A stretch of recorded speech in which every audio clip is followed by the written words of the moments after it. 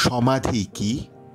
স্বামী বিবেকানন্দ বলছেন, যখন মানুষ গভীর নিদ্রায় যায় তখন অহং ভাব থাকে না, তখন তাহার চেতনা থাকে না।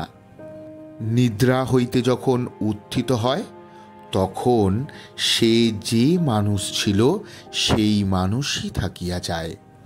নিদ্রা যাইবার আগে তাহার যতখানি জ্ঞান ছিল, নিদ্রা থেকে উঠবার পর তার ততখানি জ্ঞান থাকে। কিন্তু যখন মানুষ সমাধিস্থ হয়, মূর্খও যদি সমাধিস্থ হয়, সমাধি ভঙ্গের পর সে মহাজ্ঞানী হইয়া ওঠে। এই অভিন্নতার কারণ কি?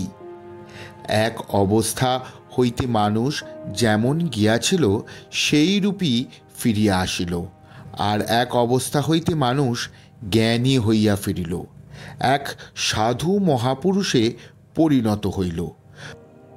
দেখতে থাকুন, শুনতে থাকুন বিবেক কথা, আর অবশ্যই শেয়ার করুন, লাইক করুন, সকলকে শোনান।